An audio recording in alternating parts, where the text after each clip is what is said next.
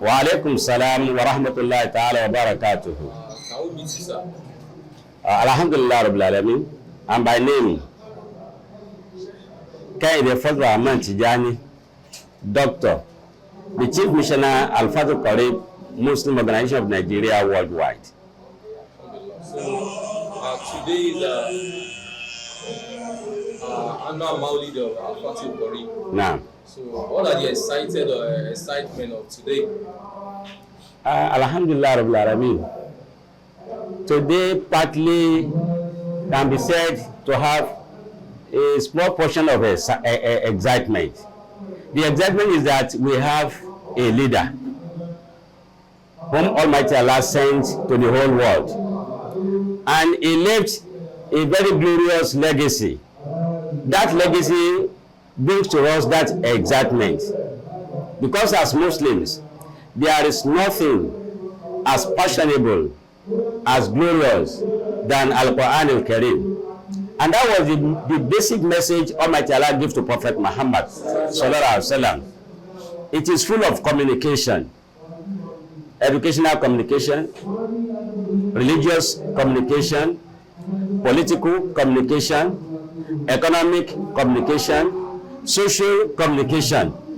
With all these contents left behind by Prophet Muhammad Sallallahu Alaihi Wasallam, it is a thing of joy for the Muslims who are very conscious, who appreciate the value of that Holy Quran, to remember the birth of that great teacher, Prophet Muhammad Sallallahu Alaihi Wasallam.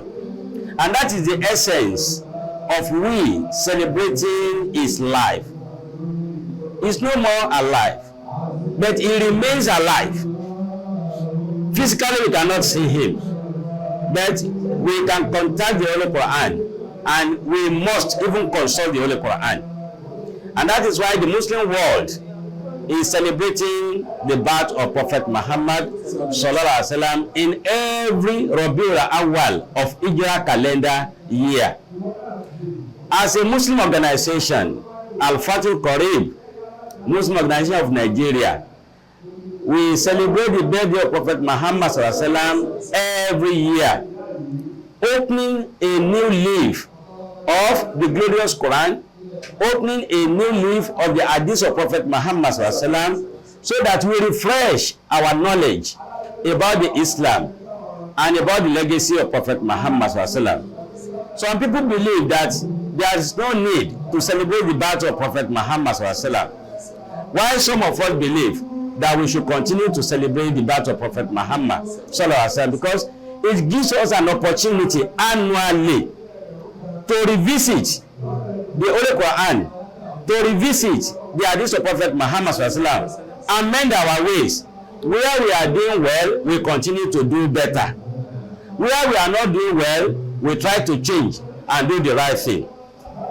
I want to remind our listeners and viewers, when Prophet Muhammad Sallallahu Alaihi Wasallam was commissioned as a prophet, among the first assignments he did was to put a stop at infanticide.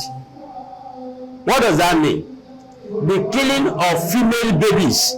Immediately female babies were given birth to, they would bury them alive, thinking that it was a bad luck for a family or for a man to have a female baby.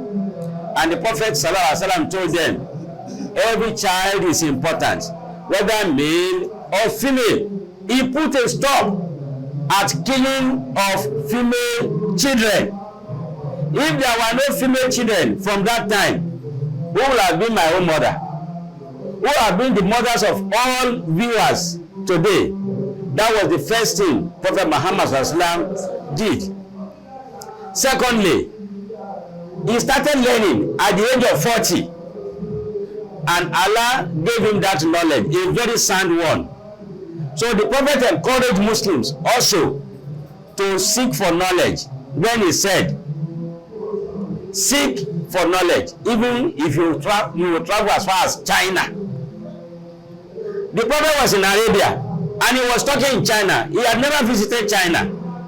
And you can now value or evaluate what he said that time. China today is a consultant of the whole world in terms of knowledge, that is technological knowledge. So what the prophet said longest time ago about education is manifesting today. And prophet never visited China, but Allah inspired him that a nation will rise, and that will be China, because right from that time they had knowledge, but it was not as advanced as today. In terms of knowledge, the prophet, he equipped us, he encouraged us. So as Muslims, anytime we are celebrating the birthday of Prophet Muhammad sallallahu, it is a time to tap from the knowledge of many Muslim scholars. One, it is a time for us to tap from the fountain of knowledge of many Islamic scholars. There are Muslim scholars and there are Islamic scholars. Muslim scholars are those Muslims who are in other fields, philosophy, geology, and so on and so forth. Those are Muslim scholars. The Islamic scholars are those who study Islamic studies and Arabic and the branches of knowledge under Islam. Merging the two together, the Muslims have opportunity to learn a wide range of knowledge, a wide range of subjects. Like the person we have invited as our lecturers today is a member of the force, is a policeman, and we have invited him to come and talk about the security situation in this country, and alhamdulillah, he was able to deliver, to remind the Muslims what we should do if really we want insecurity to be out of our life in Nigeria. So he is an Islamic scholar, at the same time a Muslim scholar. So alhamdulillah, sir, did you see Al-Fatih Qari in the forefront among the society in Nigeria? Alhamdulillah, because we have our focus and we want to contribute our quota in a very great portion so that many Muslims will be beneficiaries of this knowledge. We have the aspect of the education, we have the aspect of health, we have the aspect of social, that is in terms of welfare. And we pray to Almighty Allah that we shall accomplish all our objectives for the benefit of the Muslims in the first instance and the generality of mankind as a whole. So what advice will you give Al-Fatih Qari youth? So in terms of everything that we all needed in life. The first advice I will give to our Muslim youth, and especially Al-Fatih Qari Muslim youth, is that they should continue to search for knowledge. They should go to different fields, polytechnics, colleges of education, universities, technicals. Let them go into different fields so that they will become Islamic scholars as well as Muslim scholars, because knowledge is the greatest weapon that a man can use to survive in this life. So that is my first basic advice.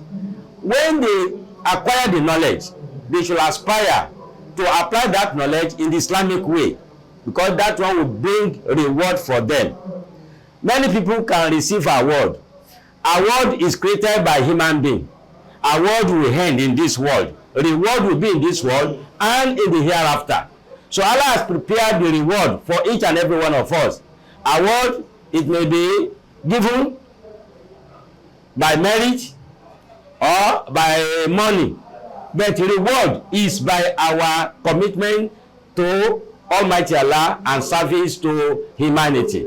So those are the two basic pieces of advice I will give to our Muslim youth, and in particular Al-Fatih Qari. So pray for all the attendees that attended today's program. We pray for all attendees at this Mawlid-un-Nabbiyyi celebration of Al-Fatih Qari Muslim Organization of Nigeria, that Almighty Allah will continue to strengthen our faith, make us better Muslims, and give us sound health. We pray that Nigeria should continue to live in peace and progress. For the elections that are coming next year, we pray that Almighty Allah will make it peaceful one, successful one, and the leaders may Almighty Allah choose for us. We cannot say this is our leader. Choose. May Almighty Allah choose the right leaders for us, right from the local government to the president. And may Almighty Allah guide our leaders aright. May Almighty Allah guide the followers aright as well. If the leaders are right and the followers are not right, there will be problem. If the followers are right and the leaders are not right, there will be problem. May Almighty Allah guide all of us aright, so that Nigeria will continue to live in peace and tranquility. Thank you for your time, sir. You are welcome. Assalamu alaikum. Wa alaikum salam.